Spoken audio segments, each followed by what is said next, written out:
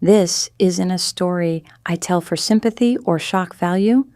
I'm sharing this because it happened to me, and living through it taught me that the deepest betrayals often come with a smile and a key to a house that was never really yours. It's a hard truth, but it's a real one. The mahogany of the dining room table was so polished I could see the reflection of the chandelier.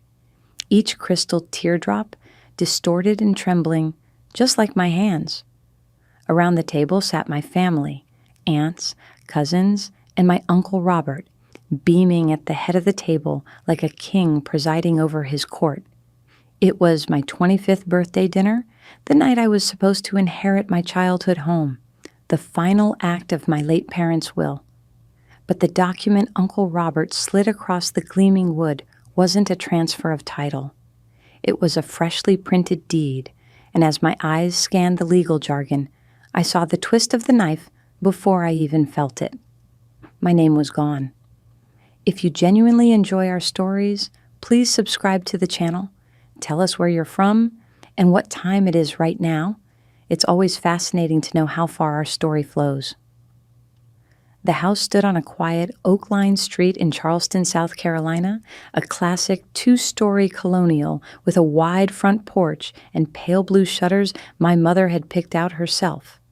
It was more than just brick and mortar, Dessa. It was the last tangible piece of my parents I had left. They were gone when I was 10. A sudden, senseless car accident on a rain-slicked stretch of I-26. One moment I was a daughter, the next an orphan. My Uncle Robert, my father's younger brother, had swept in with his wife, my Aunt Carol, and taken me in. They moved into our house, my house, to raise me. It was, everyone agreed, the most selfless thing they could have done. He was my hero, the steady hand that guided me through the fog of grief.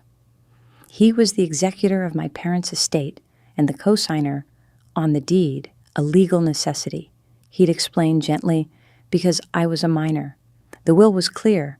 Upon my 25th birthday, his name would be removed, and the house would be mine alone. It was a promise whispered at bedtime, a guarantee mentioned at holidays, a foundational truth of my entire life. For 15 years, I believed him. I watched him tend to the garden my father had planted. I saw him fix the leaky faucet in the kitchen my mother had designed. He paid the bills, managed the taxes, and handled the mountain of paperwork that came with an estate. He did it all from an office set up in my father's old study, a room I was politely discouraged from entering. He was meticulous, organized, and in control. "Don't you worry your pretty little head about any of this, Chloe," he'd say, patting my shoulder. "That's what I'm here for, to protect you, to protect your parents' legacy." I didn't just trust him, I revered him. He was my father figure, my guardian, my rock. When I went off to college at Clemson, he sent me care packages and called every Sunday. When I came home for summers, the house was always there, a perfect, unchanging sanctuary. It was my anchor in the world. The birthday dinner was meant to be the culmination of that promise. My cousins were buzzing with excitement for me. My aunts had baked my favorite coconut cake, and the air was thick with celebratory warmth. After the cake was cut and the gifts were opened, Robert cleared his throat, a theatrical sound that commanded immediate silence. He stood up, holding a crisp manila folder. "As everyone knows," he began, his voice smooth and paternal, "today is a very special day. It marks a milestone for our dear Chloe. It's the day her parents, God rest their souls, set for her to come into her own." He smiled at me, a warm, familiar smile that I'd trusted my entire life. "Chloe, your father was a brilliant man, but he was an idealist.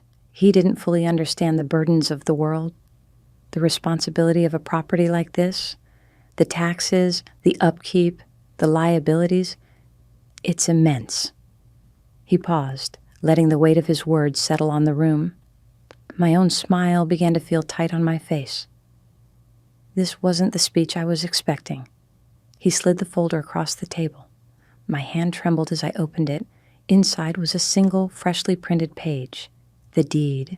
I scanned it, my heart beginning to hammer against my ribs. Owner, Robert J. Peterson. My name was nowhere. Not as a co-owner, not as a beneficiary. It was just gone. Uncle Robert, I whispered, my voice barely audible. I don't understand. This only has your name on it. He nodded gravely, his expression one of profound seriousness, as if he were delivering some unavoidable sad news. I know, sweetheart. I had to make a difficult decision. I spoke with my lawyer, and we agreed. Leaving a historic property of this value in the hands of a 25-year-old is, well, it's not fiscally responsible. What if you marry someone who takes advantage of you? What if you run into financial trouble? I couldn't bear to see you lose your parents' home. He reached across the table and patted my hand, his touch feeling cold and alien. This is for your own good, to protect you. Nothing will change, Chloe. You can live here for as long as you like, of course. This will always be your home. The room was silent. I looked from my uncle's placid face to my aunt's, who was nodding in serene agreement. I looked at my cousins, who suddenly found their dinner plates fascinating. No one met my eye. The air crackled with their complicity. Your home? I repeated, the words feeling like shards of glass in my mouth. But it's my house. Mom and Dad left it to me. Robert's smile tightened at the edges. A flicker of something hard and impatient flashed in his eyes before being replaced by his mask of gentle concern. They left it in my care, Chloe, to manage as I see fit, and I see fit to protect it from youthful indiscretion. The condescension in his voice was a physical slap. He was talking about me as if I were a reckless teenager, not a woman with a college degree and a steady job. He was dismissing me, infantilizing me in front of the very people who were supposed to be my family. The humiliation was a hot tide rising up my neck. The chandelier's reflection wavered as tears blurred my vision. He hadn't just taken my house. He had rewritten my entire life, casting himself as the benevolent patriarch and me as the foolish child who needed his indefinite protection. He had stolen my inheritance, my independence, and my parents' final gift, and he had done it with a smile, surrounded by our family. On my birthday, I looked at the deed again, at the stark, brutal finality of his name, and realized my life as I knew it was a carefully constructed lie. My fight wasn't just starting. It had been lost 15 years ago, and I was only just now finding out. The days following that disastrous birthday dinner were a blur of hollowed-out shock and a grief so profound it felt like losing my parents all over again. I stayed in my room, the same room I'd had since I was a little girl. But now, the walls felt like they were closing in. It was no longer my sanctuary. It was his property, and I was a tenant on his sufferance. Every creak of the floorboards, every hum of the refrigerator felt like a reminder of my new, diminished status. My Aunt Carol would knock softly on my door, leaving trays of food I wouldn't touch. Your uncle just wants what's best for you, Chloe, she'd say through the wood, and try to understand.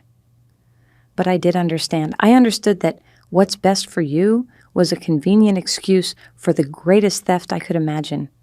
The rest of the family was radio silent. No calls, no texts. They had chosen their side, siding with the man who held the power, the man with the deed. I was utterly, completely alone. My uncle treated the situation with a suffocating, paternal patience as if he were dealing with a temporary tantrum. He would see me in the hallway and offer a sad, knowing smile. "You'll come around, kiddo," he said once, his voice laced with that infuriating condescension. "You'll see I did the right thing." The right thing? He had detonated the very foundation of my life and was waiting for me to thank him for it. The smugness was unbearable. He believed he was untouchable. that he had orchestrated the perfect legal-looking coup. And for a while, I believed it too. I had no money for a high-powered lawyer. I had no proof beyond a 15-year-old promise. All the official documents, all the power was in his hands.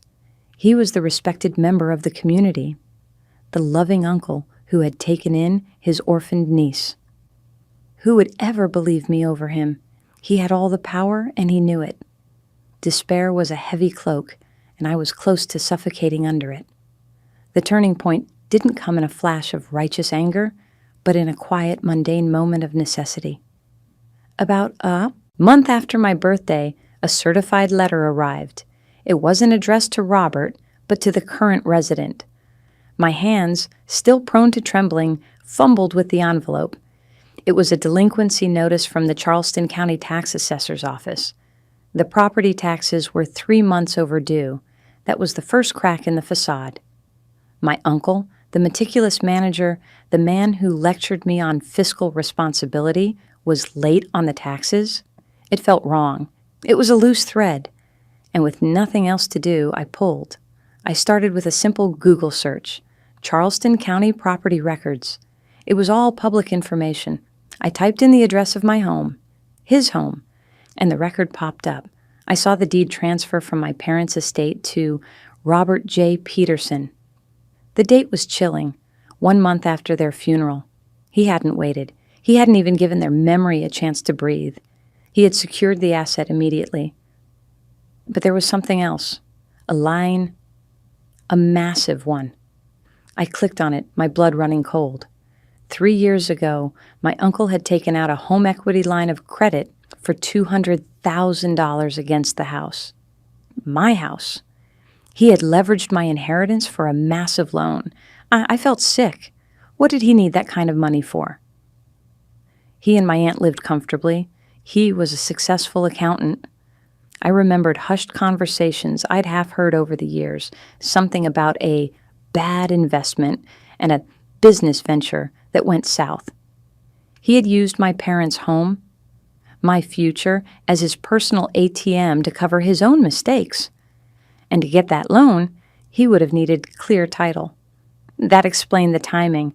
He had to ensure my name was never on that deed in any meaningful way, or the bank would have required my signature. His theft wasn't a recent decision made for my protection. It was a long, calculated con that had been in motion for years.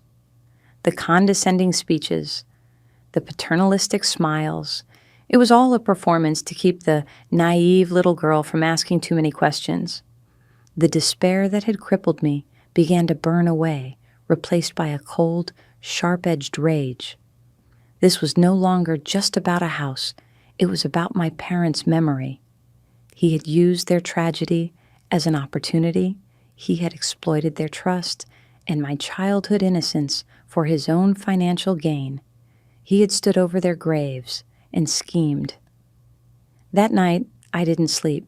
I sat in my father's study, the room I was now defiantly using as my own war room, and I made a vow. He thought I was a foolish child. I would become his reckoning. He thought he was untouchable. I would find a way to touch him. I wasn't just going to fight him for the house. I was going to dismantle his life of smug lies, piece by piece, in the full light of day. My resolve hardened from a fragile hope into something solid and unbreakable.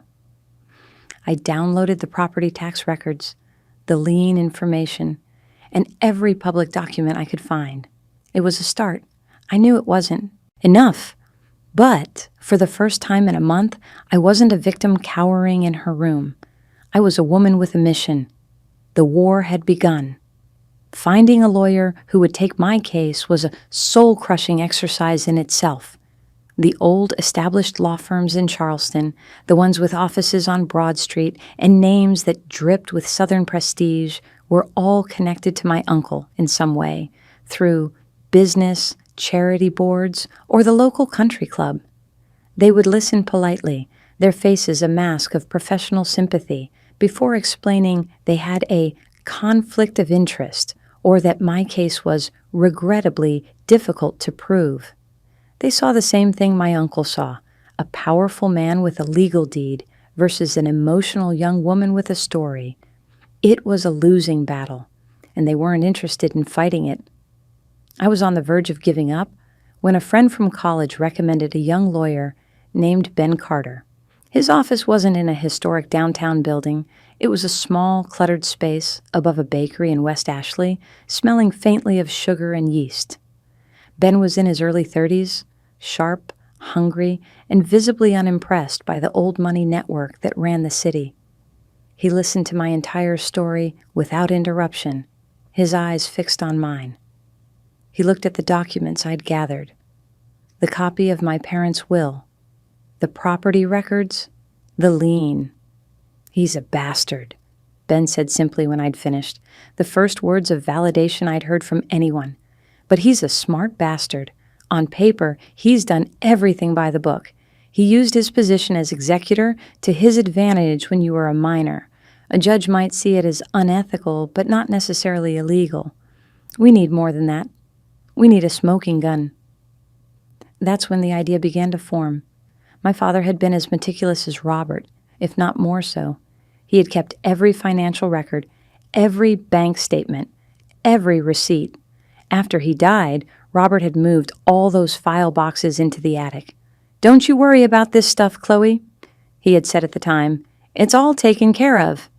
I realized now he wasn't offering to shoulder a burden. He was hiding the evidence. The next few weeks were a covert operation conducted in my own home. I waited until my uncle and aunt were out for the evening, dinners with friends, charity galas, events where they burnished their image as pillars of the community. Then I would go into the sweltering Charleston attic, armed with a flashlight and a box cutter. The air was thick with the smell of dust and aging paper. Box after box was filled with old clothes, holiday decorations, forgotten relics of my childhood. And then I found them, tucked away in a dark corner, under a pile of moth-eaten blankets, were a dozen banker's boxes labeled Peterson Estate. My heart hammered. This was it. I spent hours up there, night after night, sweat dripping down my face, carefully going through every single file. I found my parents' old bank statements, tax returns, and the documents for my trust fund. My uncle was the trustee with sole discretion over the funds for my health, education, and welfare. And then I saw it, the smoking gun. I found a bank statement for the mortgage on the house and a corresponding statement from my trust fund for the same month. On the 5th of June, 15 years ago, there was a withdrawal from my trust fund for $150, marked Distribution for Beneficiary Welfare. On the 6th of June, there was a mortgage payment to the bank for exactly $1,850. My blood went ice cold. It couldn't be a coincidence. I kept digging. I found the property tax bill for the following year. And there it was again, a withdrawal from my trust fund for the exact amount of the tax bill, just days before it was paid.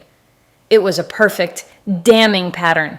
For 15 years, my Uncle Robert hadn't paid a single penny for the house's mortgage or its taxes out of his own pocket. He had used my inheritance, the money my parents left for me, to pay for the asset he was now claiming as his own.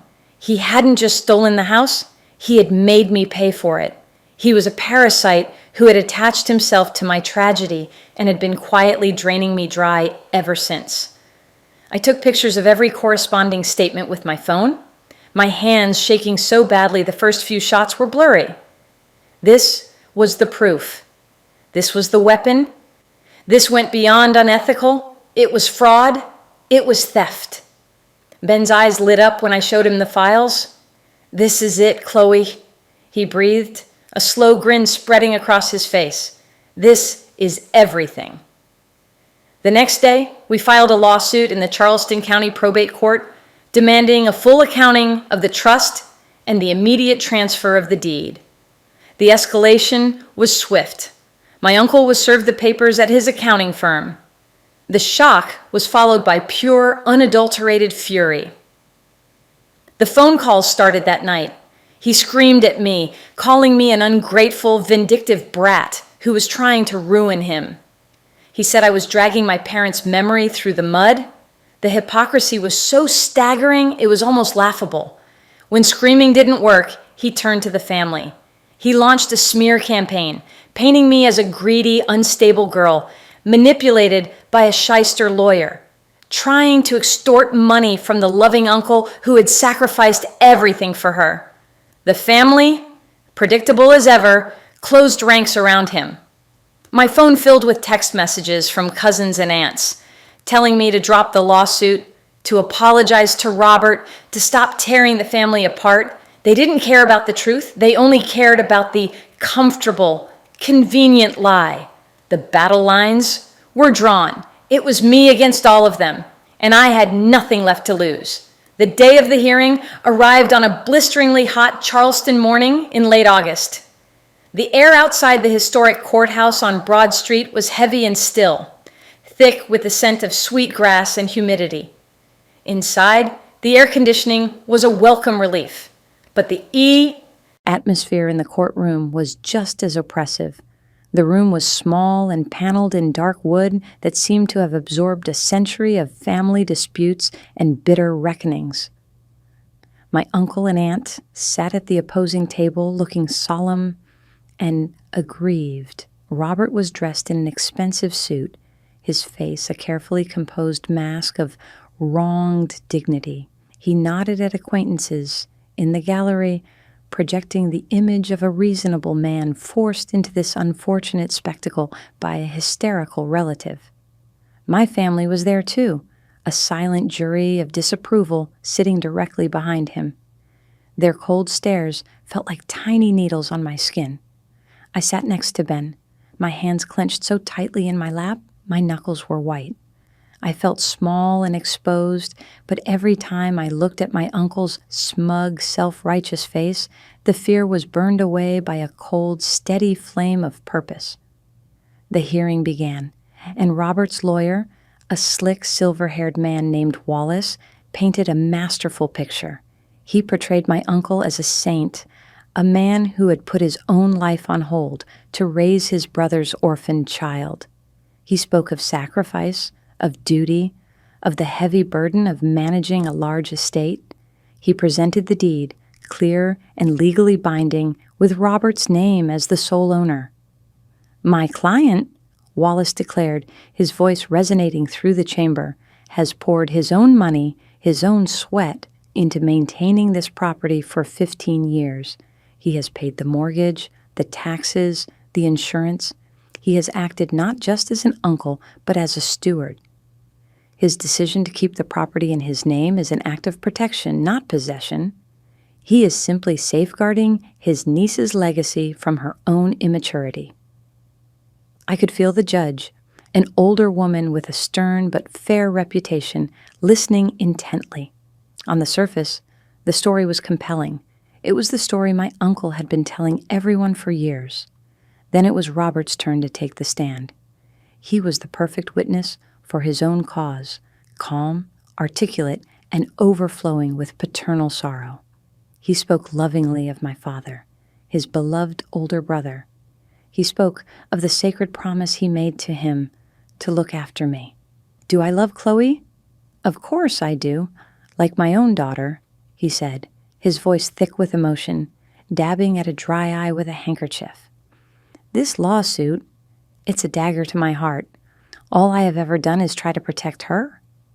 He detailed the costs of the house, the constant upkeep, the financial strain it had supposedly put on his own family. But I never complained, he said, looking directly at me. It was my duty. Wallace then asked the key question. Mr. Peterson, from what source did the funds to pay for the mortgage and property taxes for this house come? Robert answered without hesitation, his voice firm and clear. They came from my own accounts. My wife and I paid for everything out of our own income, every last cent. The lie hung in the air, audacious and absolute.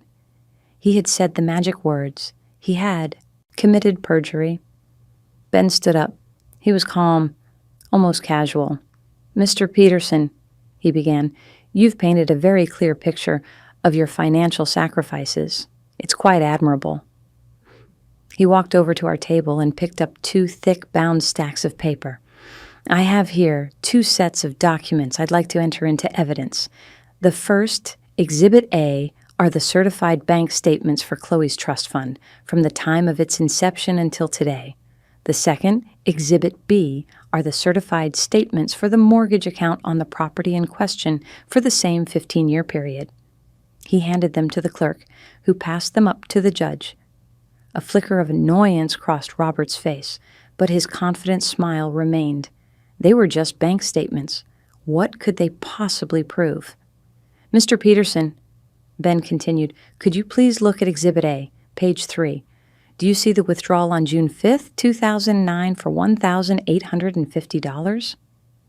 Robert squinted at the document. "I do."